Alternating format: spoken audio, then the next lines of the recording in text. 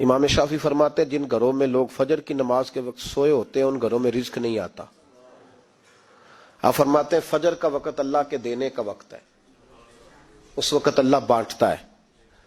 حضور صلی اللہ علیہ وسلم کا فرمان ہے نا حدیث میں کہ تہجد کے وقت اللہ پہلے آسمان پہ نزول جلال فرماتا ہے جو اس کی شان کے لائق ہے تہجد کے وقت، اور وہ کہتا ہے مانگو میں تمہیں عطا کروں گا. لینے کی باری آئے تو بندہ سمیٹ سماٹ کے اندر گھس جائے. ہمارے ہاں یہ ہوتا ہے کہ عشاء کے بعد بچے بیٹھتے ہیں موبائل لے کے، تہجد کا وقت آتا ہے تو ان کی آنکھیں بند ہونی شروع ہوتے ہیں. تو لینے کے وقت تو سویا تھا، تیرا مسئلہ کیسے حل ہوگا؟ بھائی جب کوئی آدمی خیرات بانٹ رہا ہو تو جو پیالہ پیچھے کر لے اسے ملے گا؟ کہتے اس وقت آنا جب میں بانٹ رہا تھا، اب تو کدھر آ گیا ہے؟ مثال دے رہا ہوں.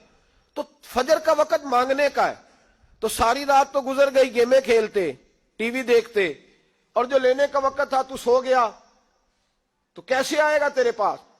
تو اٹھے سویرے بندوں سے مانگ کے دیکھ لیا، بڑی عزتیں خراب ہوئی. فجر کا وقت اٹھ کے جھولی پھیلائے.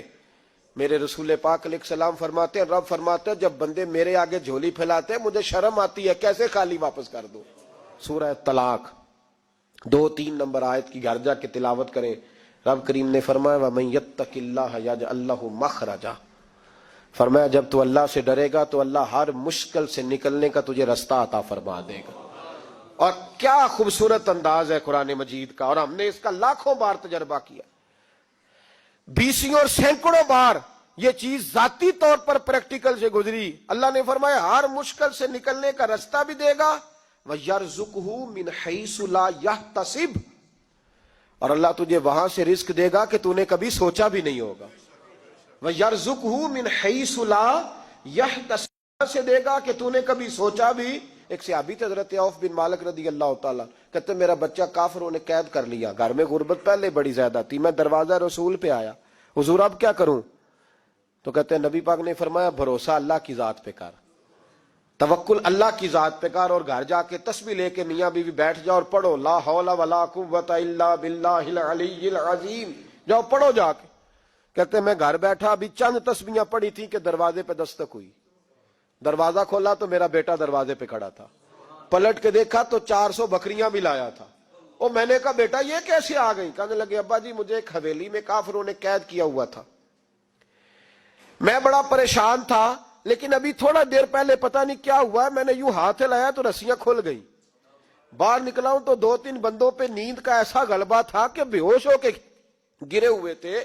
400 بکریاں بھی تھی، میں نے دروازہ کھولا بکریاں میرے ساتھ دوڑنے لگ گئی ہے، تو میں 400 بکری بھی لے آیا ہوں، پلٹ پلٹ کے دیکھتا رہا ہوں پر میلوں کا سفر ہوا وہ آئے ہی نہیں. تو والد کہنے لگے بیٹا چلو پہلے مصطفیٰ کریم سے جا کے پوچھ لے، دیکھیں کیسے مالی مسئلے حل ہوتے ہیں. حضور سے جا کے پوچھے کہ ہمارے لیے جائز بھی ہے کہ نہیں. کہتے ہیں دروازہ رسول پہ جا کے ہم کھڑے ہی ہوئے تھے کہ نبی پاک نے فرمایا دیکھا رب کریم کا فضل، دیکھا، فرمایا تیرا بیٹا بھی آ گیا، تیری غربت کا بھی حل ہو گیا ہے، یہ کافر کا مال ہے، اسے مال غنیمت سمجھ کے استعمال کر، تیرا ہی ہے. تو لا حول ولا قوت الا باللہ العلی العظیم پڑھیں تو رزق میں پڑھیں گے انشاءاللہ، بول کے بتائیے پڑھیں گے انشاءاللہ تعالی. لیکن سنی قوم تویز پہ لگ گئی ہے، کہتے وظیفہ پڑھنا پڑتا ہے، آپ لکھ کے دیں گلے میں ڈالنے کے لیے تاکہ وہ ڈالتا جاؤں اور میرے اوپر پیسوں کی بارش ہوتی جائے. وظیفہ پڑھیں، وظیفہ پڑھیں. سنیں ایک اور وظیفہ سنیں، امام قرطبی نے تفسیر قرطبی میں لکھا رزق کی برکت کا وظیفہ. امام قرطبی نے لکھا ہے حضرت انس بن مالک رضی اللہ تعالیٰ عنہ کہتے ہیں ایک شخص حضور کی بارگاہ میں آیا، کہا یا رسول اللہ صلی اللہ علیہ وسلم غربت بڑی ہے، بڑا دکھی ہوں، بڑا پریشان ہوں. تو حضور نے وظیفہ بتایا، فرمایا جب بھی گھر جاؤ نا گھر والوں کو سلام کہنی ہے، السلام علیکم. یعنی کب کہنی ہے؟ جب بھی جاؤ. کب کہنی ہے؟ یعنی گھر سے نکلے ماچس لینے کے لیے، واپس آ کے کہنا السلام علیکم. پھر گھر والوں نے کہا ہو یاد نہیں رہا تھا وہ تو چینی بھی ختم ہو گئی ہے، پھر گئے چینی لینے تو واپس آ کے پھر السلام علیکم. انہوں نے کہا خو ناراض نہ ہوئیے گا، پتی بھی نہیں چائے کی. اب واپس گئے تو پھر واپس آ کے کیا کہنا ہے؟ تو نبی پاک صلی اللہ علیہ وسلم نے فرمایا جب بھی گھر جا السلام علیکم کہے اور 3 دفعہ سورۃ اخلاص پڑھ دے، اور سورت بھی وہ بتائی جو سب کو آتی ہے. قل هو اللہ احد اللہ الصمد لم یلد ولم یولد ولم یکن لہ کفوا احد. 3 دفعہ یہ پڑھ دے. صحابی بڑے سیانے تھے, بڑے مسئلے حل کرتے تھے ہمارے. فٹافٹ بول پڑے وہ صحابی, کہنے لگے حضور میری تو چھوٹی سی فیملی ہے, کئی دفعہ بچے گھر نہیں ہوتے, ننھیال گئے ہوتے ہیں, تو پھر کیا کروں؟ حضور نے فرمایا جب گھر میں کوئی نہ ہو تو اپنے نبی پہ درود و سلام پڑھ دینا, تیرے نبی کا کرم تو تیرے گھر میں ہوگا نا. حضرت انس بن مالک رضی اللہ تعالیٰ عنہ فرماتے ہیں کہ ہم انتظار میں تھے کہ بندہ واپس آئے اور رزلٹ بتائے. کہتے ہیں وہ کچھ دنوں کے بعد واپس آئے تو عجیب بات کی انہوں نے.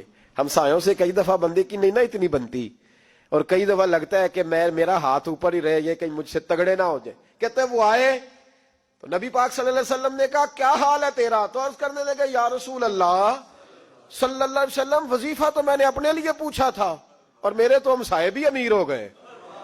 حضور وہ تو میں نے اپنے لیے پوچھا تھا اور میرے دائیں بائیں والے لوگوں کو بڑی برکت ہوئی ہے. تو میرے محبوب مسکرانے لگے. حضور فرمانے لگے گویا برکتیں تیرے گھر میں جب برسی ہیں تو چھن چھن کے ان کا فیض اللہ نے تیرے ہمسایوں کو بھی عطا فرمایا. مشکل تو نہیں وظیفہ, کیا کرنا ہے؟ نہیں تو نہیں آخنا مشکل لگتا مینوں نہیں, تسی کر دینا سلام لو, تسی کہنا بندے اسی ہیں تے سلام اسی لویے, تسی لو جاؤ کے دوبارہ. گھر جا کے کیا کرنا ہے؟ چلے کچھ نہ کچھ 55% بولے ہی ہیں ماشاءاللہ. کیا کریں گے؟ السلام, اور پھر کیا پڑھنا ہے؟ سبحان اللہ. 3 دفعہ سورت اخلاص پڑھ دیں, فرمایا اللہ برکت پیدا کر دے گا. اب سنیں, ایک دوست آئے, کہنے لگے حضرت جی بڑے پیروں کے پاس گیا ہوں, مالی مسئلہ حل نہیں ہوتا. تو میں نے کہا میں تجھے نبی پاک کی بارگاہ میں نہ لے جاؤں, پیروں کے پیر کے پاس نہ چلے جائیں. میں نے کہا سن تیرا مالی مسئلہ حضور حل کر دیتے. مشکات میں حدیث ہے, ایک صحابی نے کہا حضور غربت ہے, فرمایا روز رات کو سورت واقعہ پڑھ, تیرے گھر میں فاقہ نہیں آئے گا. اور یار بتاؤ جب نبی پاک نے کہہ دیا نہیں آئے گا تو آئے گا, حضور نے کہہ دیا نہیں آئے گا تو آئے گا, اللہ اکبر, آ ہی نہیں سکتا. تو وہ والا وظیفہ پڑھ جو مصطفیٰ کریم نے بتایا ہے, اور رب کریم کی بارگاہ میں گویا نیت ہو کہ یا اللہ میں کوئی خود تو نہیں نہ پڑھ رہا, تیرے نبی نے بتایا ہے. سورت واقعہ پڑھ, تیرے گھر میں فاقہ. حضرت عبداللہ ابن مسعود رضی اللہ تعالیٰ عنہ بیمار ہو گئے, شدید بیمار, اور بیٹیوں کے باپ تھے, بیٹیاں زیادہ تھی. حضرت عثمان غنی رضی اللہ تعالیٰ عنہ کا دور خلافت تھا. جناب عثمان غنی تیمارداری کرنے آئے اور کہنے لگے عبداللہ آپ بڑے بیمار ہیں, ابن مسعود آپ بڑے علیل ہیں, کچھ پیسے نہ بھیج دوں خزانے سے؟ تو حضرت ابن مسعود کہنے لگے ضرورت نہیں. کہا آپ کی بیٹیاں ہیں کام آئیں گے. تو آپ فرمانے لگے میں نے بیٹیوں کو خزانہ دے دیا ہے. کہا کیا خزانہ دیا ہے؟ کہنے لگے میں نے اپنی بیٹیوں کو پابند کر لیا ہے, وہ رات کو روز سوتے وقت سورت واقعہ پڑھ کے سوتی ہے. تو نبی پاک نے کہا فاقہ نہیں آ سکتا, تو لہذا میری بیٹیوں پہ کبھی فاقہ نہیں آ سکتا. تو روز یہ تو کہتے ہو داماد جی سے کہ بھئی آپ مہربانی کرو, کو خرچہ بڑھاؤ, بچی بڑی پریشان ہے, تو بچی کو بھی ایک خزانہ دے دو, اس کو بیٹے روز رات کو سورت واقعہ پڑھا کر. رات سورت واقعہ پڑھے, صبح سورہ ملک پڑھے, دن کے وقت سورت بقرہ پڑھے. میرے نبی پاک صلی اللہ علیہ وسلم نے فرمایا جس گھر میں سورت بقرہ پڑھی جائے جن تو کیا شیطان بھی دوڑ جاتا ہے. تو کوئی جادو اثر کر سکتا ہے؟ تو ان وظیفوں پہ عمل کریں جو نبی پاک صلی اللہ علیہ وسلم نے ہمیں عطا کیے ہیں. حضور غوث پاک نے بھی ایک وظیفہ بتایا ہے, وہ بھی بتا دوں آپ کو. غوث اعظم رضی اللہ تعالیٰ عنہ کی خدمت میں ایک شخص آیا, اس نے کہا حضور بڑی تجارت کرتا ہوں, کام نہیں چلتا. فرمانے لگے اب تو اللہ سے تجارت شروع کر دے. کیا مطلب؟ فرمانے لگے 10 کمائے تو ایک اللہ کے رستے میں دے, رب کریم اس کے بدلے میں تجھے 70 عطا فرمائے گا. اس نے کہا حضور اس طرح کروں؟ فرمایا تو یہ کر کے دیکھ, عبد القادر جیلانی وعدہ کرتا ہے اللہ تیری مدد کرے گا. غلام کہتے ہیں وہ 6 مہینے کے بعد آیا. پہلے جب آیا تھا تو پیدل آیا تھا, 6 ماہ کے بعد آیا تو 6 اونٹ تھے اس کے پاس, اور آ کے حاضر ہوا تو کہنے لگا حضور زندگی پتہ نہیں کہاں گزار دی, کاروبار کا تو مزہ ہی اب آیا ہے, اب مزہ آیا ہے کاروبار کرنے کا, اب مزہ آیا ہے. کہا 10 میں سے 1 دیتا ہوں, پتہ نہیں کتنا مہربان ہے. اور یہ آیت ہے وَيَرْزُقْهُ مِنْ حَيْثُ لَا يَحْتَسِبُ, تجھے وہاں سے دے گا کہ تیرا کبھی گمان بھی نہیں گیا ہوگا. روحانی معاملات کو بھی ضرور شامل حال رکھیں, اور مال مانگیں اس سے جو بے حساب دیتا ہے, دنیا داروں سے نہیں مانگے, اس سے مانگیں جو دیتا ہے تو پھر بے حساب ہی دیتا ہے. دعا کرتا ہوں اللہ ہر گھر میں برکت پیدا کر دے, ہر گھر میں فضل کر دے. آخر دعوانا ان الحمد